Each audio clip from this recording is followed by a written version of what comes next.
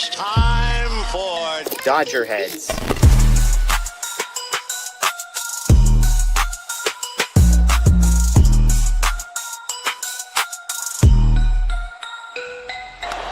high fly ball into right field. Hey, Dodgers have won it all in 2020. Shohei Ohtani, 50-50 club. Strikes him out. There's a drive. Shohei Ohtani. Freeman hits the ball. She is gone. Birthday party, Los Angeles. Your Dodgers have won the World Series.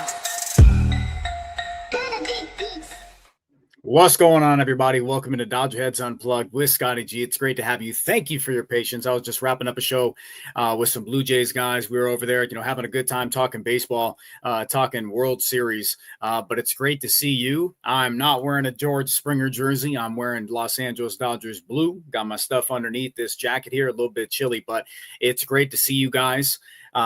Internet's back, so we're back. Happy World Series Day. Happy Friday. Thank you for tuning in. If you already are not subscribed, please do me a favor, hit that subscribe button, hit that notification bell, do all the things for us. But chat, it's really good to see you. To all the tier ones, everybody, thank you for tuning in. I got some hype people in here. 4 more for to immortality. Yeah, absolutely. Let's go Dodgers. Eddie, it's great to see everybody in here. Yeah, let's do it. Admin, here we go. So there's a lot of stuff to get into. Just a great conversation, just looking at the pitching matchups, across between the Dodgers and the Toronto Blue Jays here. Rosemary, internet service provider is Spectrum. So you guys can direct all of those things there. I'm not an Elon Musk guy. Not a fan. But when you look across and you've got Blake Snell and Treya Savage, there's a lot to break down with that. There's some things I want to get into. Just covered that with the boys over there on the Blue Jays podcast, giving some Dodgers insight there. But from me, I'm going to find a way that, say, Treya Savage, his plan of attack and how he can beat the Dodgers, but how the Dodgers can also go across and they can go and punish Treya Savage. And then they can make that game 1 spot for him and this fast riser who started his year in single A to make this a tough first World Series experiment. World Series experience. So I believe that the Dodgers have a plan of attack that they can use to get to him early, often, and force John Schneider to really get off of his game script and really get away from how he knows he can win this series and steal game 1. Because the decision to go with, Treya Savage in game 1 for me was really the Dodgers haven't seen Treya Savage. We're going to throw a rookie out there, someone who they haven't seen, and we're going to try to make this happen. And we're going to try to steal this game 1 and then go into game 2 with Kevin Gausman. And then they just continue feeling good about themselves. Say you go down game 1, Gausman loses that, you're down 1-0 at home. And now you go Gausman and now you go Treya Savage, and then he's got to stop it right there. Because you go down 2-0 to the Dodgers in the World Series, going back to their turf. That's the way they could and should have lined it up. So this is the way that I feel they're going to attack this. I think that the Dodgers are well positioned to take care of business against the Toronto Blue Jays, definitely today. I'm looking at Treya Savage, big 3-pitch mix guy. Let me see here. All right, we got some news. We've got Toronto Blue Jays lineups here, but let me talk Treya Savage here real quick while admin put that in our private chat we've got here. So thank you, admin. Thanks, buddy. Treya Savage is a 3-pitch mix guy. He's going to go out there and he's going to pound fastball. He's going to work splitter, and he's going to work slider. So his pitch usage against righties is pretty cut and dry. He's going to go 4-seam, slider, and split. So with what I've seen out of Treya Savage is against the righties in the lineup, you're just going to see basically a strict fastball slider mix. And that's it. You're going to see that to Mookie Betts. You're going to see that to Pages. You're going to see that to all the righties in the lineup. But with what I see against the lefties is where it gets a little dicey for him. Shohei Ohtani, Freddie Freeman, Max Muncy is a name that I'm going to be circling for sure on this, because Treya Savage has had a tough time locating these last 2 games, 2 starts against the Seattle Mariners in the championship series round. And he allowed 7 earned in his last 9 2/3 innings. Of course, he's going to get his whiffs, and that's something he's going to bank on. But say they're working counts. Say he's having to pitch from behind. If you're able to just key on a guy with a 2-pitch mix against lefties and say Shohei Ohtani comes up and the bottom of the lineup gives him a couple runners, we're talking a crooked number. That's the way they have to play this. You have to make him work because Treya Savage is going to get whiffs on that splitter. It's just how it's gone this postseason here. But if his spray pattern's anything like it was against the Seattle Mariners in the first and second game he pitched, it's going to be a completely different ball game. This plan for John Schneider could backfire, but that's the way that I felt they had to go. It's definitely the way they had to go. The Dodgers are one of the better teams in Major League Baseball against the splitters this year. I think they're either third or fourth in the league. Freddie Freeman is going to have a day. Freddie Freeman is the Dodgers' best hitter against splitters. I think that's the guy that you circle in the lineup, and Freddie's going to put one into the right field seats. That's how I see it. I think Treya Savage is going to try to get too fine with that. If he tries to go off script, then so be it. Tries to bury a slider, Freddie Freeman's going to spit on it. You're going to have to beat Freddie Freeman with fastballs away and force him to work that left side of the field. But that's the name I'm circling for the Dodgers right now is Freddie Freeman. He's going to put one into the right field seats. So that's who I'm looking at. Admin want me to put this up here as far as the Blue Jays lineup. This just came out for them. George Springer's leading off in the DH. They've got Schneider in left field, Vladimir Guerrero Jr. at first base. Bo Bichette is in the starting lineup in the cleanup spot and and playing second base for the first time, I believe, since the minor leagues. Alejandro Kirk in the fifth, Dalton Varsho playing center field, Ernie Clement at third, Miles Straw in right field, and Jimenez at short, batting ninth. So that's the lineup that they have. I believe that this is, that's the best offense they're going to put out there. If Anthony Santander was healthy, which he's not, so he's unavailable for this, the World Series here. This is the lineup that is going to best suit the Toronto Blue Jays here. You're coming out with just straight 5 righties to start the game. And then you get Dalton Varsho back to a righty.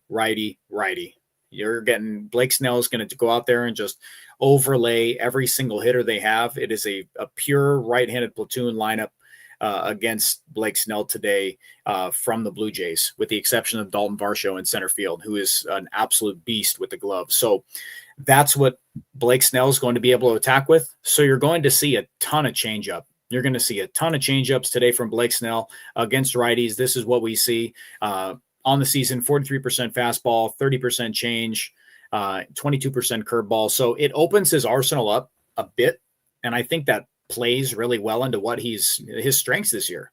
His changeup in the postseason has been remarkable. His fastball has been getting up there into the high 90s. He's been feeling good. To Bo Bichette, Vladimir Guerrero, you can't let them extend the barrel. You can make the mistake. If you're going to throw a fastball, you've got to get that sucker up and in, or keep it down away.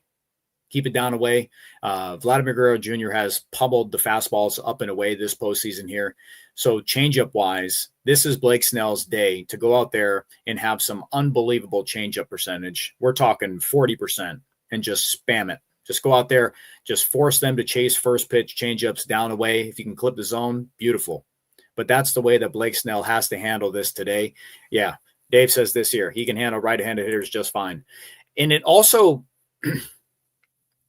it changes a lot of things when you have a lineup that's just pure right-handers. That's a way that you can get into a rhythm. And the Blue Jays are they can do a couple things. They're going to punish mistakes. And if they're patient, then they're patient because, say, pitchers aren't working. But if Blake Snell goes out here and he's pounding first pitch strikes and he's able to get ahead and the Blue Jays are chasing, it's a different story. So the Blue Jays say they're going to go up there and try to hack first pitch. Well, I hope Blake Snell's ready to go change up first pitch, get a bad swing. If he goes up there and he just peppers first pitch strike on something they take, put him in a rocking chair. I've got no reason to doubt anything Blake Snell's doing today because he hasn't given anybody else a reason to doubt all postseason. His second half of the year down the stretch was remarkable. This is one of the best postseason starters in my lifetime. So I'm going to definitely view him as a day, even though there's just all right-handers with the exception of Dalton Varsho. This is the day that I'm going to be able to see him go into his bag and really feel that changeup working. And and have that fastball creeping into the high 90s. Make sure you don't let them extend the barrel, and then go from there. Give the Dodgers a chance. See admin here talking about, something. Let me see. He says this here. David says, question will move to start Savage in game 1, now playing Bo at second. So yeah, admin looked at this the way that I spoke on the Blue Jays show. So my view of the Toronto Blue Jays starting Treya Savage in game 1 was more a play that if John Schneider goes out there and starts Kevin Gausman game 1 and the Dodgers are able to take game 1, well, now they're back on their heels where you say you've got your rookie. He's got to be able to, one, hold the Dodgers right there and say he has a tough start. He doesn't have the veteran stuff to go deep and kind of work through it. He had a couple bases loaded spots. Treya Savage did, in the final game there against the Mariners, and got out of a couple bases loaded jams with double plays. And he had a third also in that game. That's not something you can bank on. That's, the probability wise, that's not going to happen again. So I'm banking on the Dodgers having success against Treya Savage. But if they're able to steal a game, it's Treya Savage because the Dodgers haven't seen him. So put him out there game 1. You feel good about that. Say you win game 1, then you feel great about Kevin Gausman in game 2. So that's my view on Treya Savage today. It's how I would have lined up their rotation. But I still think it's not that it plays into the Dodgers' hands. I think anybody plays into the Dodgers' hands at this point. But this is where the Dodgers can go out there and make a statement. He hasn't been great his last 2 starts. He's got big swing and miss stuff, Treya Savage does. But this is when you get to a starting pitcher that throws primarily 2-pitch stuff, it's a completely different thing. He's a reliever that is big time stretched out. Reliever as far as pitch mix wise. He's a starter. He can go deep. He's going to get the swing and miss. We saw it against the Yankees. He was remarkable in the postseason. But I think that the Dodgers are well equipped to go out there against someone who, against righties and against lefties, he becomes primarily a 2-pitch guy. And that's what he becomes. So I think that this plays right into what the Dodgers do best. You don't give them a lot of options as far as handedness.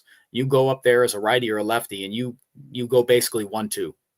You're going 1-2. Whether your Savage is going to pitch backwards and start out with the split, or he's going to go fastball first, work off of that. And I think the Dodgers are just an incredibly smart lineup. They've got those guys up and down. It's just a matter of when the mistake comes. And if that 64-degree arm slot that he throws from, which is very unique, when they're gonna break that door down when he leaves that thing cracked open. So that's how I see it. You hear me talking about that a lot. All right. Everybody, best thing from Super Chat. Super Chat's the best way to get a hold of me. If you have some feeling, you have some hype you want to toss in there, please let me know. Ruby Wooby says, watching live from the couch today, my boy. Good to see you, buddy. I appreciate you, man. Hope you enjoy your Friday. Yeah, settle in. You got a couple hours here till game time. Yeah. Yep, NS in that 7.1 release point. Yeah, no doubt. That's why I talked about on the other show about perceived velocity and things like that. Even though Treya Savage is throwing, his velocity crept down a little bit in his most recent outing against the Mariners, but it's just usage, and that's normal. But he was able to, he got touched up a bit, NS. That's the thing. That's why my confidence in him is like, this is the day you have to do it. You have to see if he can, regain a little bit of that velo. He's still able to ride some, hot stretch. He's going to get his whiff, see if he can catch lightning in a bottle there.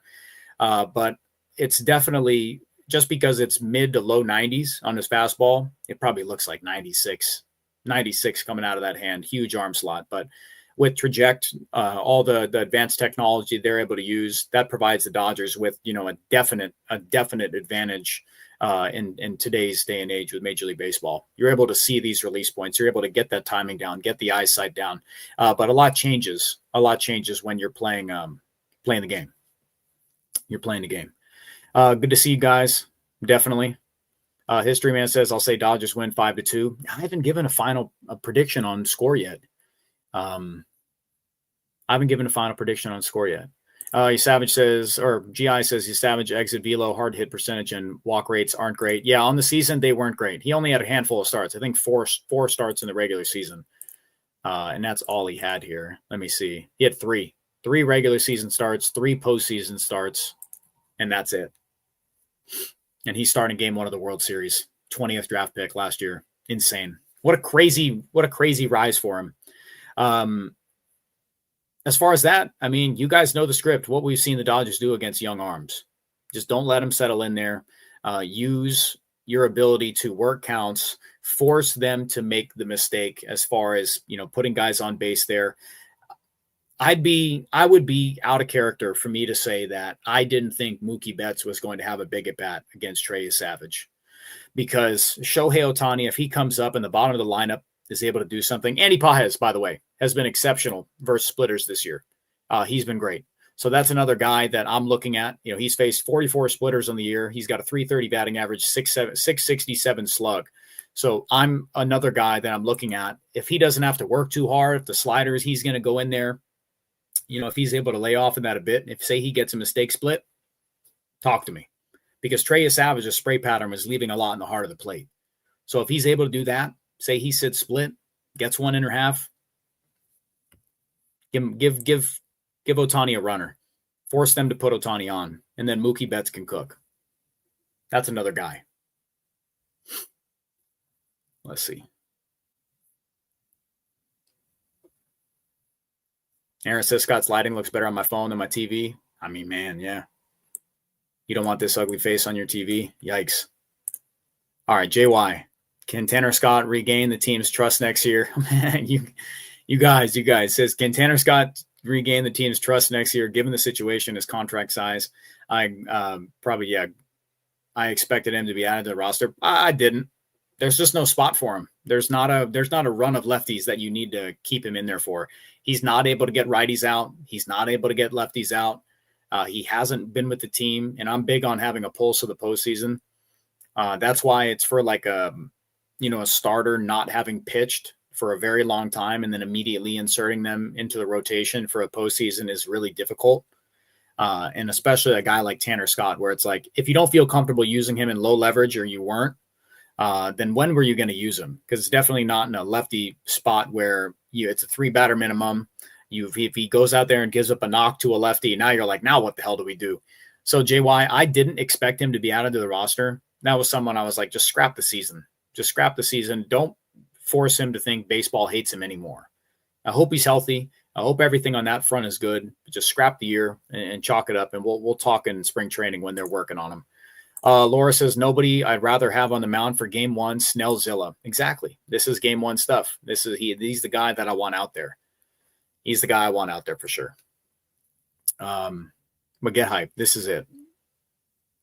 Yeah. Somebody says 72 million and 17 million for the other guy just to ride the bench. That's how it goes, Alex. Not our money though, buddy. Not our money. Just thankful that they didn't make the decision to force feed them into the roster. Yeah. Like Michael Conforto, even though they have all the lefties, it's just, they feel better with the right-handed options in the outfield. And so do I. So do you. So do they. Glad they made that decision. It was just perplexing that they carried it that long for them not even to think about it. They could have attacked that in another way, but it worked itself out.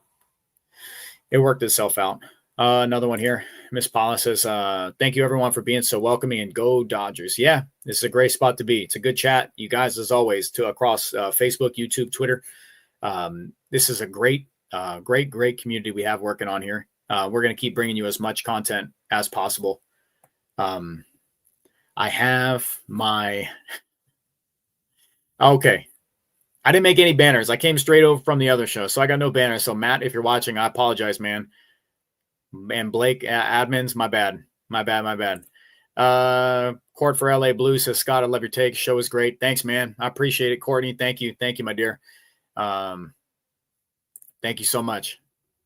Appreciate it. That's why we're on here. Look at this as, unbiased as I can, but giving, people want reassurance, and people want, to be told things are good, and people want, the thing that their team's going to blow the other team out. But I'm going to give you that. I'm going to let you know how they can win and how the possibility of the, team they can lose. What are the things that they have to watch out for? I'm still, my next segment right here, I don't have a banner for it. Sorry, Matt, again. But the big hole is that I hope everything with the Vesia family's, all right. God forbid anything's going, is too rough, and I'm feel for him, and I'm thinking about him a lot. But Alex Vesia's role from that sense is a big one. He's the fireman guy. He's someone who's Dave Roberts has trusted. And for back-to-back series here, Alex Vesia has gone in there and taken care of business. He's the guy that Dave Roberts wants out there. It doesn't matter who you want out there, guys. It's a matter of who Dave Roberts wants out there in the biggest spot. And it's been Alex Vesia for quite a bit of time. He's a can of Red Bull. and he's up for every big moment. He wants that. That's when he attacks best. I still think about that at bat to Harrison Bader when he just didn't relent. He didn't relent, and he threw a backdoor slider in there, got a whiff, got a great tunnel, and got him out of a spot. So I'm going to miss Alex Vesia for, his presence, his attitude, his approach to the game in those big spots and willingness to take the ball, and who the Dodgers are going to be able to fill in that fireman role. And Blake Treya is someone that Dave Roberts has called on a lot, and against a ton of right-handed hitters that the Blue Jays have. Is Dave Roberts going to call on that? Emmett Sheehan is someone I know Matt and Blake have talked about a lot, opening that up.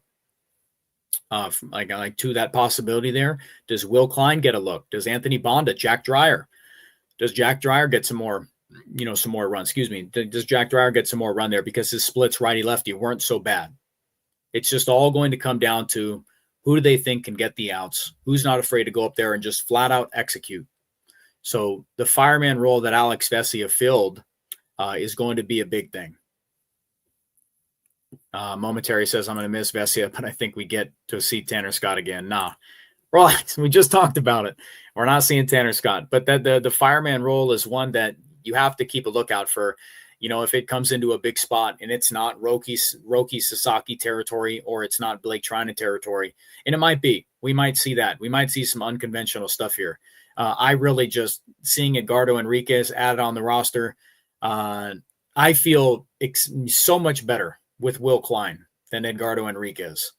If he gets through it, cool. But Edgardo Enriquez, when he's at his lowest, he's now nowhere close to the strike zone. Not someone in a leverage scenario that I trust him to not make a mistake pitch like the Blue Jays feast on. And that's how they've done a lot of their stuff. So that's where I'm circling that. Edgardo Enriquez in that spot is not generally someone I want to see, just because he's been unable to, one, execute an entire at-bat for a bit of time and avoid leaving a hanger over the heart of the plate. And that's how the Blue Jays do their extra base hit damage. So that's where I stand on the fireman role. Alex Vesia is leaving a big spot there, but life's bigger than the game. Life's bigger than the game. So take all the time you need, Alex. Best wishes to the family on that front. Hope everything's okay. We'll be rooting for you, entire Dodgers fans, everybody. But I'm curious to see how Dave Roberts is going to fill that role, and who's able to answer take the ball in those spots. Right on, chat. I think we got some more super chats here. There we go. Rosemary, how do you feel about Enriquez and Klein and no Kasparius? The Kasparius one is interesting to me. I'm curious to know why that they pulled Kasparius off and inserted Edgardo Enriquez. Might come down to feel, how his body feels, stuff like that. If Enriquez, somebody goes down with an injury, they're able to sub that, no penalty. But yeah, Ben Kasparius one is a curious one to me. So we'll see.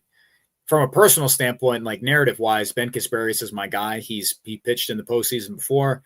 I love his stuff there, but a weird year for him, kind of an up and down bumpy year, shifting between roles.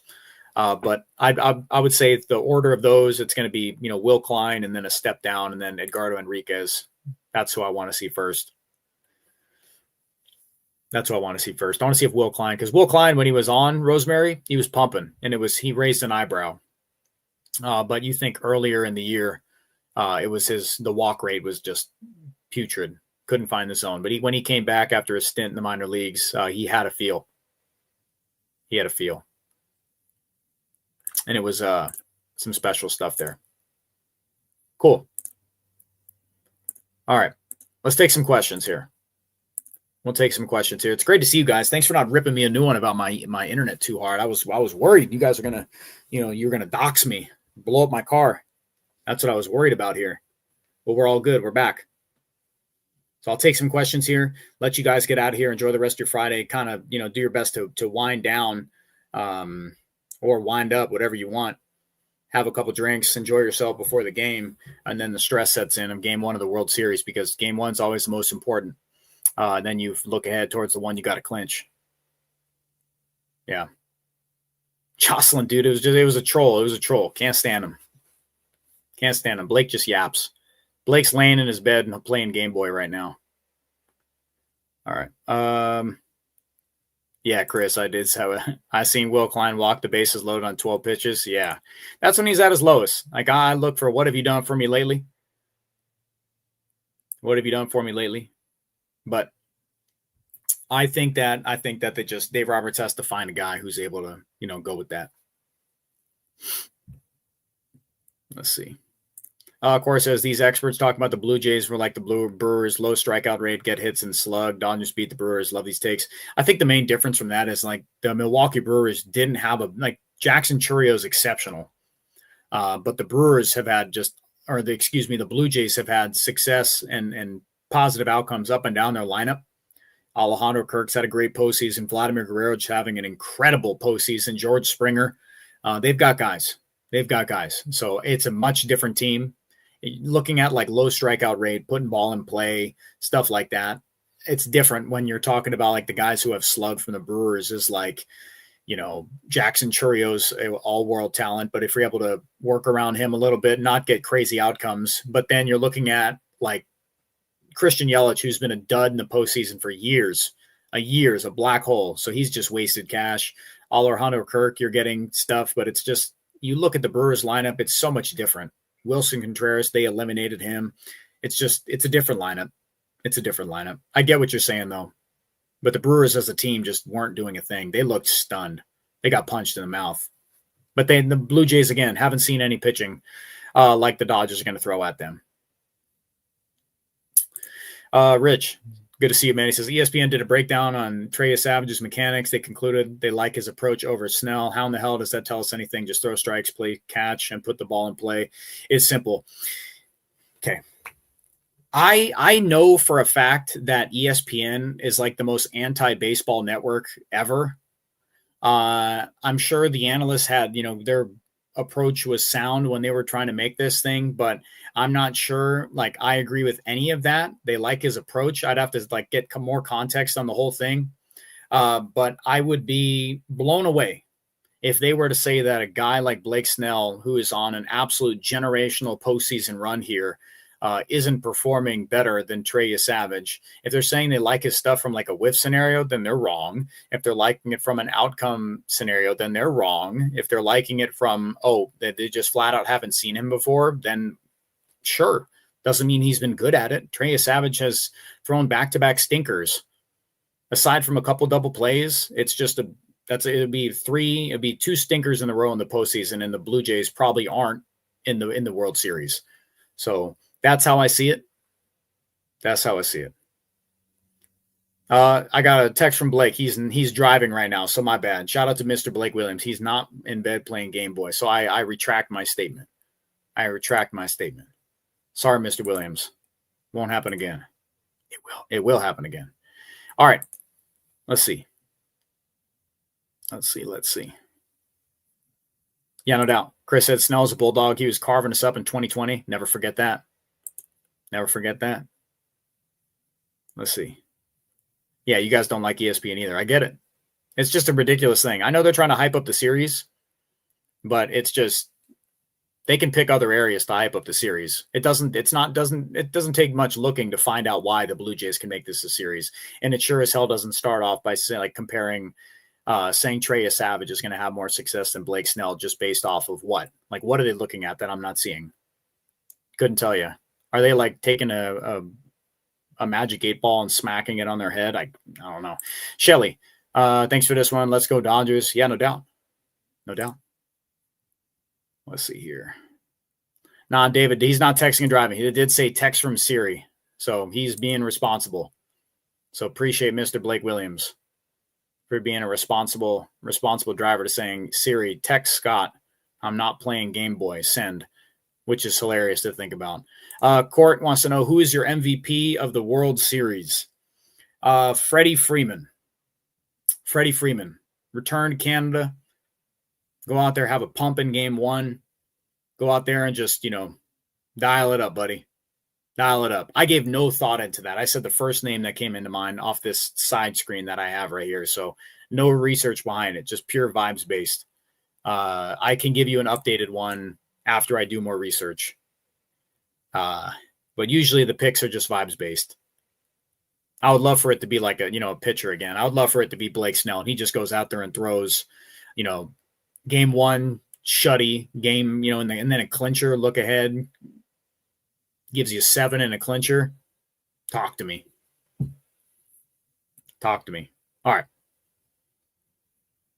Let's see if we got some more here. Any more questions? I'll let you guys get out of here. Let me see. I was asked this, and I got to scroll way up here. Shota, he says, last year Dodgers identified Yankees defense as a point they can exploit. What do you see in the Jays team the Dodgers can exploit in this series? I would say starting pitching. They have some guys, but I would say starting pitching. From an offensive standpoint, I spoke a few days ago about how Blake and I really were giving credit to the Blue Jays and how diverse of a lineup they are as far as they can do a lot of different things. The big thing with the Blue Jays is that they don't strike out a lot. They make a ton of contact. They have punished lefties this year. So today, this is a day that they feel like might be their best shot to steal the game at home. Might not be tomorrow. But Shota, as far as like a glaring thing, it's got to be starting pitching. Shane Bieber coming off an elbow injury. Max Scherzer's up there. Don't know what you're going to get, how much they trust him. Treya Savage is a rookie. Hasn't been great. Has not been great. Chris Bassett's coming out of the bullpen now. So I would say it's the starting pitching. It's the starting pitching for sure. Louis Varland's pitched every game besides one in the postseason. Having an overwhelming number of right-handed pitchers, the Dodgers can kind of just go through, go execute, guys. Go execute. Virtua says, how many relief home runs will Varland give up? 2. I'm going to say 2 in the series. I'm going to say 2. Let's see.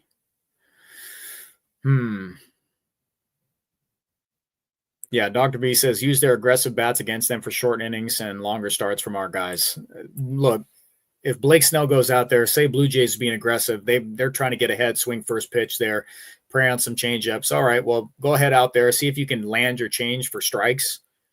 Say they go out there and they're swinging first pitch.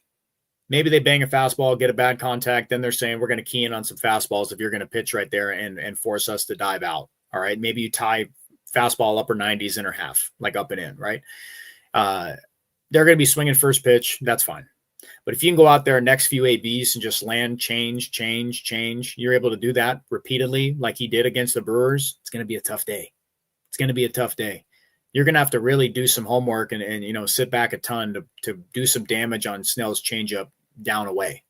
So with righties in that sense, he's going to have to throw some hangers for the Blue Jays to do some damage.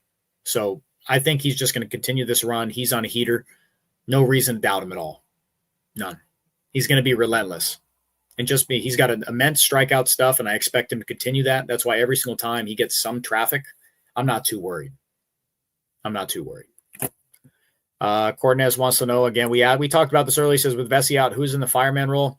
I think Dave Roberts will still go with Blake Trinan, but I think that he's more willing to have a conversation about it being like Bonda or Dreyer. I'm not saying against both sides, but Anthony Bonda, if say there's a lefty in there, it's like Varsho. I don't think they want to pull Varsho out. Say it goes like Varsho, he's able to go out there, get an out. I think he'll take his chances. I think he might. But I'd love to see Will Klein. If it's on a day like today, Cortez, I'd like it to be like Will Klein. See if you can go out there and see what he's got. Dodgers are up. Say they're up. You're able to do it. Go out there and see what Will Klein's got.